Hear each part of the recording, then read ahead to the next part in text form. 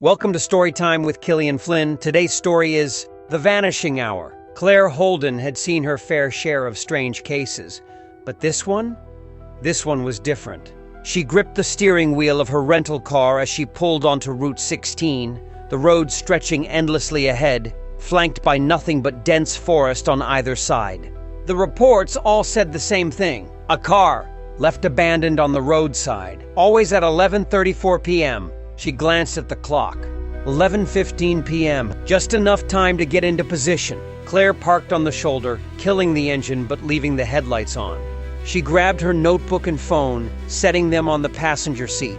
The crisp autumn air hung heavy with silence, the kind that only came in places long forgotten by the world.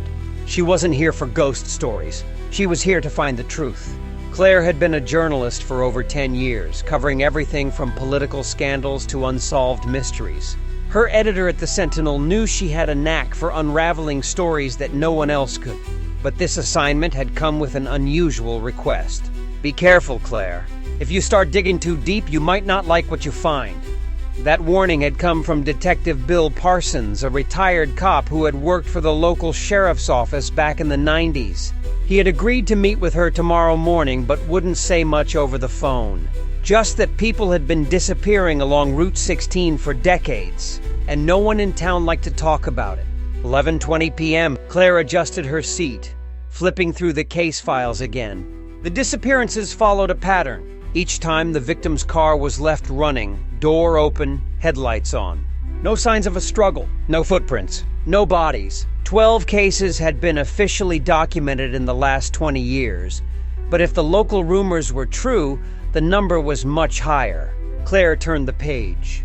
The most recent case, Marcus Reed, age 27, vanished 2 months ago. His car had been found right about where she was parked now. His wallet was still in the cup holder, keys in the ignition. His phone was untouched, still open to a half-written text to his girlfriend. Claire's stomach twisted as she read the final note in the police report. No sign of Marcus, no sign of forced entry, no fingerprints other than his own, like he had just vanished into thin air. 11:25 p.m. The wind picked up, rustling the leaves of the towering trees. Claire shivered and zipped up her jacket. She reached for her thermos, taking a sip of lukewarm coffee, but her eyes never left the road. She wanted to see it happen, to understand why. Was it an elaborate hoax? A serial killer with an obsession for precision? Or was it something else? Something no one could explain. 11:30 p.m. The road remained empty, stretching into the distance, swallowed by the trees. She felt like she was waiting for a ghost. Then, the headlights of another car appeared in her rearview mirror. Claire sat up straighter, gripping her notebook. The car slowed as it approached her, its tires crunching against the gravel before coming to a stop directly in front of her. Her heart pounded. She reached for her camera, snapping a few photos of the vehicle. A black sedan, no plates, tinted windows. The driver didn't step out. They just sat there, watching, waiting. A cold unease crept up her spine. She wasn't alone anymore. 11:32 p.m. The air felt heavier, as if the very atmosphere had changed. Claire grabbed her phone and started recording, whispering under her breath. Black sedan, no plates, stopped directly in front of me. No movement from the driver. I don't know if they're watching me, but they aren't leaving. She glanced at the clock. 11:33 p.m., 1 minute. Her pulse quickened. The driver's door creaked open. Claire held her breath. The figure that stepped out was tall and lean, dressed in dark clothing. But something was wrong. The way they moved. Too smooth, too calculated. The figure turned toward her, their face obscured by the shadows. Claire's mouth went dry. 11:34 p.m. She blinked, and the person was gone. Claire's breath hitched. Her hands tightened around the steering wheel. She checked the road, checked the trees, checked the mirror. Nothing. The sedan was still there, its driver's side door hanging open. But the person vanished, just like the others. Claire's pulse pounded as she grabbed her phone again. Her footsteps were the only sound as she climbed out of the car, keeping her eyes locked on the sedan. No movement, no footprints. It was like the driver had never been there at all. She hesitated, then slowly stepped closer.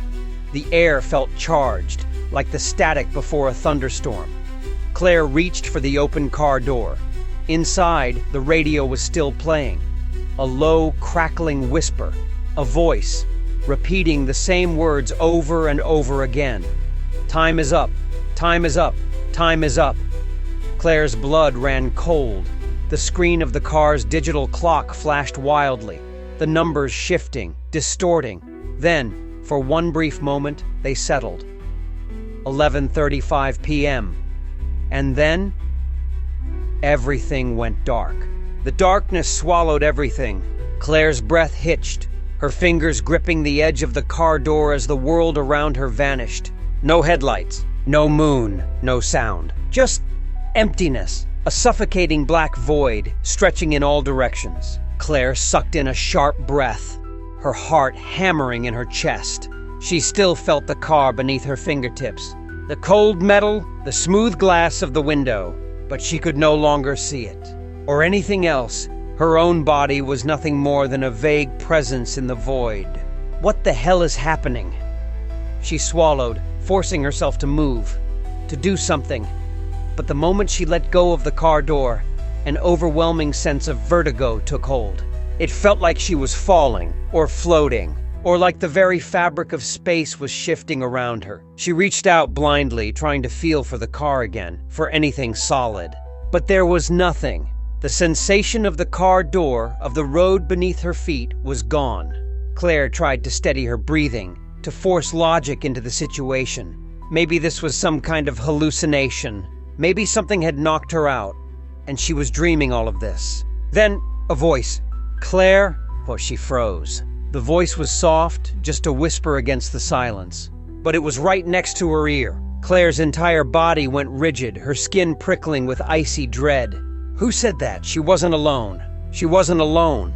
Her breathing quickened, her fingers curling into fists. She opened her mouth to speak, but the words stuck in her throat. Then the voice came again. You're not supposed to be here. Claire's stomach twisted into knots. It wasn't just any voice. It was Marcus Reed's, the last person to disappear. The man whose car she had been investigating. The man who had vanished 2 months ago. And now, somehow, he was here. With her, the darkness shifted. It was subtle, almost imperceptible, but Claire felt it. A slight movement, a presence looming just beyond the void. She licked her lips, her voice coming out hoarse. Marcus? Silence. Then the whisper came again. Go back. Her pulse spiked, her hands trembling. She turned wildly in the darkness, trying to pinpoint the source. But there was nothing. Just the void, just the overwhelming sense of being watched. And then, the darkness lurched, like a heavy weight shifting, like something moving through it. Claire stumbled back. If there was even such a thing as back in this empty space, she had to get out, had to wake up. She squeezed her eyes shut. This isn't real. She whispered it like a mantra. This isn't real. Well, then just as suddenly as it had disappeared, the world snapped back into existence. The headlights of her rental car flooded her vision. The cold night air rushed back against her skin. Her body staggered forward, her knees nearly buckling as she caught herself against the open car door. Her heart was slamming against her ribs, her breath coming in fast, uneven gasps. What the hell had just happened?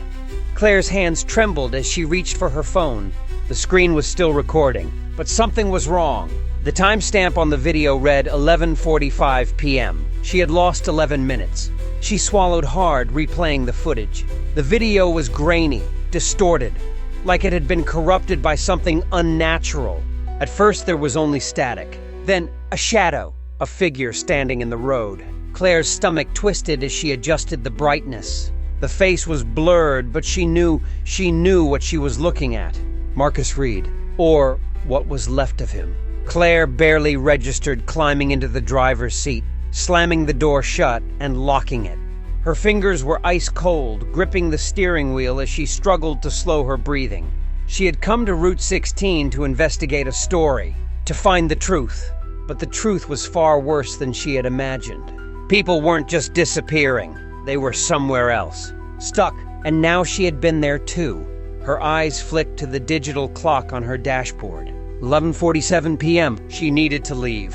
Now, but as she shifted the car into gear, a chill ran down her spine. In the rearview mirror, someone was standing in the road, right behind her car.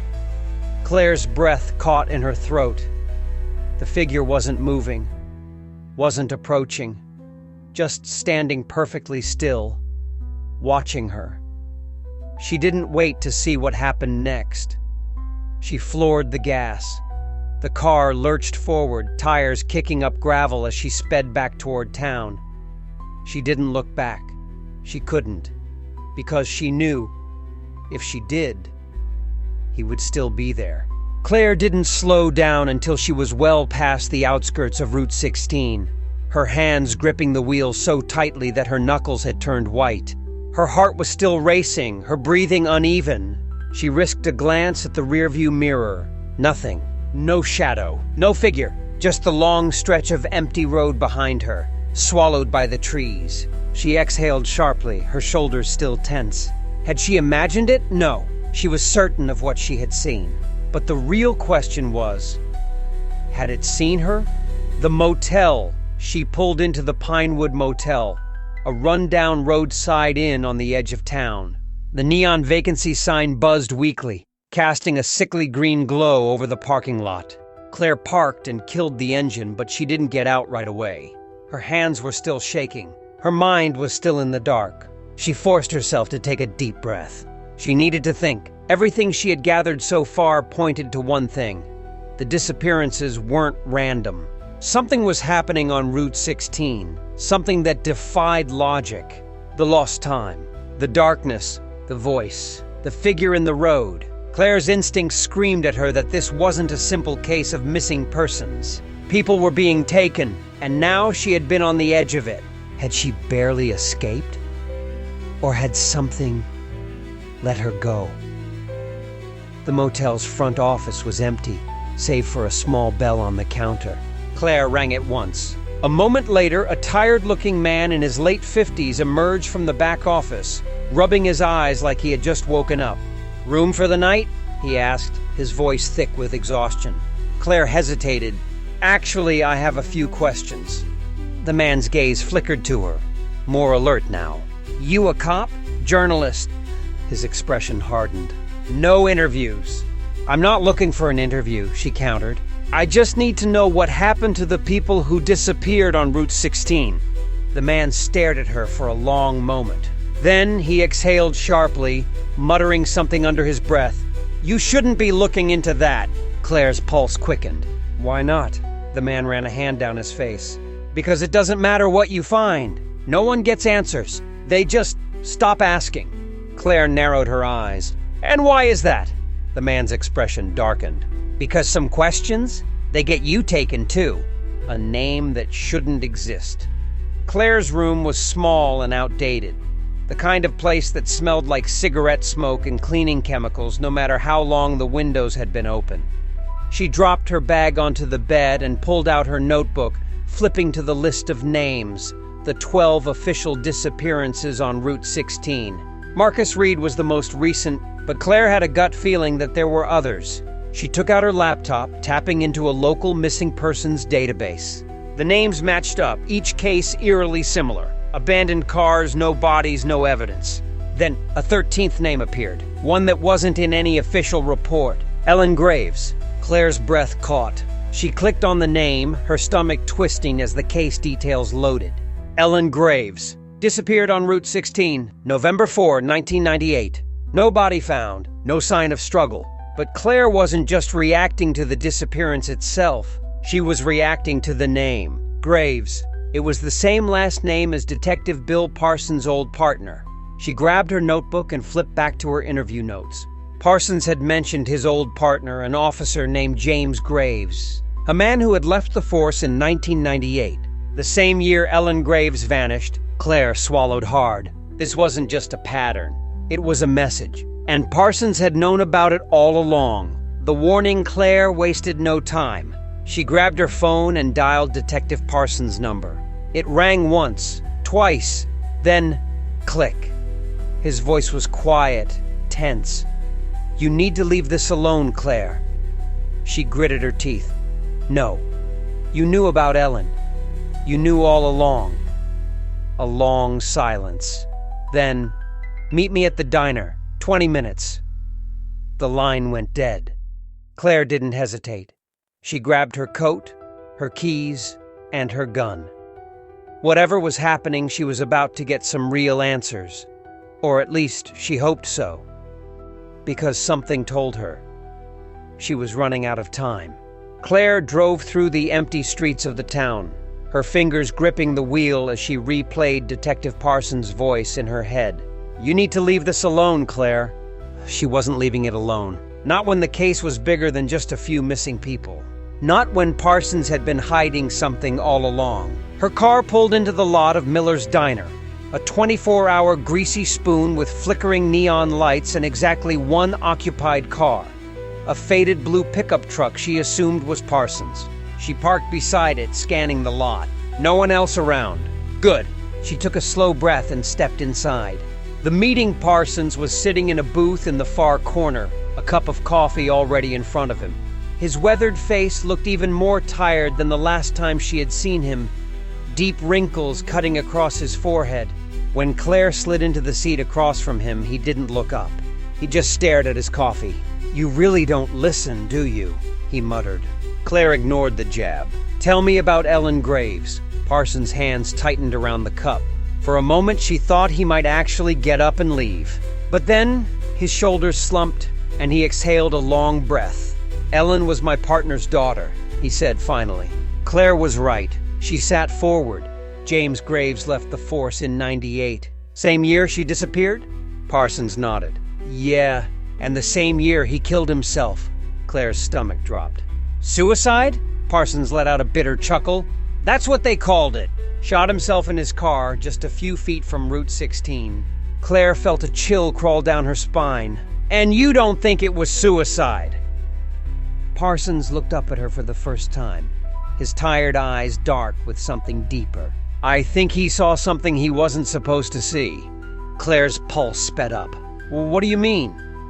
Parsons hesitated, glancing around the diner like he was making sure no one else was listening. Then, in a voice barely above a whisper, "Ellen wasn't the first, but she was the first they took on purpose." Claire's breath caught. "They?" Parsons didn't answer. Instead, he pulled something from his jacket pocket. A Polaroid photograph. Claire took it carefully, her heart hammering as she looked at the faded image. It was a car on Route 16, one of the abandoned vehicles from the disappearances. But the longer she stared at it, the more she realized something was wrong.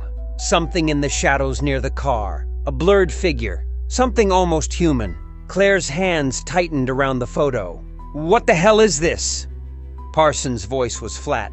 "It's the last picture ever taken of Ellen Graves." The truth Parsons never told Claire couldn't look away from the photo. The figure in the shadows wasn't just blurred. It was wrong. Like it didn't fully exist in the moment it was captured. Like the camera couldn't quite process what it was seeing. Parsons leaned forward, his voice low. "You want to know what happened to Ellen? She was out on Route 16 the night she vanished. Just driving home from a friend's house." He tapped the photograph. "Her car was found, just like the others. But James, he got there first." Claire swallowed hard. "He saw it happen." Parsons nodded. "Yeah, he did." Claire's grip on the photo tightened. "What did he see?" Parsons hesitated. Then, in a voice that made Claire's blood turn to ice, "Something took her, Claire. Something that wasn't human." The words hung in the air, heavy and suffocating. Claire forced herself to breathe, to keep her mind grounded in reality. She had been in the dark place. She had heard Marcus Reed's voice. She had seen something on her video, and now she was sitting across from a man who was telling her the disappearances on Route 16 weren't human. She shook her head. "That doesn't make sense." Parsons chuckled darkly. "Yeah, well, tell that to James Graves." Claire pressed forward. "So what? You think something's hunting people on that road? Taking them?" Parsons exhaled slowly. "I don't think... I know." His hands rested on the table, fingers tapping against the cheap laminate surface. "And if you're smart, Claire, you'll walk away." Claire's jaw clenched. "I can't..." Yeah, Parsons sighed. "I figured you'd say that." He took another sip of coffee before pulling something else from his pocket. A key. He slid it across the table. "What's this?" Parsons didn't blink. James left behind a storage unit full of notes, photos, evidence. Claire's breath hitched. Evidence? Real tangible proof of what was happening on Route 16. She grabbed the key, her fingers curling around the metal. "Where is it?" Parsons' gaze hardened. 4 miles outside town. Unit number 26. Claire tucked the key into her pocket. Parsons exhaled heavily and pushed his chair back. "This is your last warning, Holden. Walk away while you still can." Claire looked at him. Really looked at him. This wasn't just some old cop warning her off a bad case. This was a man who had seen something impossible. Something that had ruined his life. And now, she was walking into it too. The drive to the storage unit. Claire sat in her car, the key cold in her hands. She should have been terrified. Maybe she was. But her mind was too busy racing. Everything Parsons had told her, everything she had seen, it all pointed to one thing. The truth about Route 16 was out there. And whatever was taking people, she was about to find out exactly what it was. She turned the key in the ignition. The engine rumbled to life. Her headlights cut through the dark, illuminating the empty road ahead. And for the first time since she arrived, Claire felt like she was being watched. The road stretched before Claire, a dark ribbon cutting through the quiet, endless trees. The key to Unit No. 26 sat on the passenger seat beside her, glinting under the dim glow of the dashboard. Her fingers tightened around the steering wheel. This was it. Whatever truth had been buried, whatever had taken Ellen Graves, Marcus Reed, and everyone before them, it was waiting for her in that storage unit. She just had to be brave enough to open the door. The storage facility. The storage facility was exactly what she expected. A row of numbered metal doors, dimly lit by flickering overhead bulbs. It was eerily silent. Not a single other car. No signs of life. Just her and whatever was behind Unit number 26. Claire parked near the unit, stepping out into the cool night air. A light rain had begun to fall, dampening her jacket as she moved toward the rusted lock. She slid the key inside and turned. The padlock clicked open. She hesitated. A deep, gnawing sense of unease settled in her stomach. What if she wasn't ready for this? What if whatever Parsons had warned her about was waiting inside? Claire swallowed her fear and lifted the door. Inside the unit, the smell of dust and old paper hit her immediately. The unit wasn't large, just metal walls, a single overhead bulb, and stacks upon stacks of old file boxes. She stepped inside, her shoes crunching against a stray piece of brittle paper. Everything inside looked like evidence. Newspaper clippings, handwritten notes, photographs scattered across a rusted metal desk. She reached for one of the photos, her fingers brushing against the worn edges. It was another image of Route 16 at night, just an empty road, but something about it made her skin crawl. She picked up another and another, until she found the one that made her breath stop cold. A photo of herself, taken earlier that night, right outside the diner. Claire's stomach twisted violently. She hadn't seen anyone, hadn't noticed a camera, and yet someone had been watching her. A cold chill raced down her spine. She turned to the next page in the file, her hands shaking slightly. It was a handwritten note. It only takes the ones who notice it. Her pulse spiked. What the hell does that mean? Then, the storage unit light flickered, and the door slammed shut. Trapped, Claire spun around, her breath catching. The heavy metal door had shut on its own, or someone had shut it. She took a step forward, her heartbeat thundering in her ears. Bam! Something hit the outside of the door, hard. Claire stumbled back, her pulse skyrocketing. She fumbled for her phone, switching on the flashlight. The small beam illuminated the walls, the desk, the endless files. Then, the light bulb above her burst. Glass rained down as the storage unit was thrown into total darkness. Claire gasped, her flashlight flickering wildly. Then, she heard it! A voice, a whisper, right behind her. You shouldn't have come here. The Vanishing Hour. Claire whirled around, the flashlight shaking in her grip. The storage unit was empty. No one was there, and yet she could feel them. A presence, something unseen, something watching her. She backed toward the door, her breath ragged. Then she saw it, a reflection in the metal wall. Not hers, someone else's, or something else's. Tall, faceless, standing right behind her. Claire screamed. Her hands slammed against the door, pounding desperately. "Let me out!" The metal beneath her fists felt cold, wrong, like it was no longer part of the world she knew, like she was already somewhere else. Then everything stopped. The air went still, her pounding heart the only sound. She turned slowly. The storage unit was empty again. No figures, no whispers, just the suffocating silence. She reached for her phone, her fingers shaking as she checked the time. Her stomach dropped. 11:34 p.m. Her watch had stopped. Her phone screen had frozen. The time had never changed, because she was still in the vanishing hour, and she wasn't alone. A single noise broke the silence. A knocking from outside the storage unit. Claire's breath hitched. 1, 2, 3 soft taps. Then a voice. "Claire?" The same whisper she had heard on Route 16. "Marcus Reed." But how? Her hand trembled over the door handle. Was this a trick? A trap? Or was Marcus still out there? Somewhere in the darkness of the vanishing hour? Claire closed her eyes, her mind racing. She could stay and find out the truth. Or she could run, get in her car, and pretend she had never seen any of this. But she already knew the answer. She had come here for the truth. And now? She couldn't leave without it. Taking a deep breath, she reached for the door handle. Then, in a whisper barely above a breath, she pulled it open. Thank you for listening to Storytime with Killian Flynn. If you like his stories, go ahead and read some of his books. Check out his bio, links, and description. Don't forget to share, like, and subscribe to this podcast.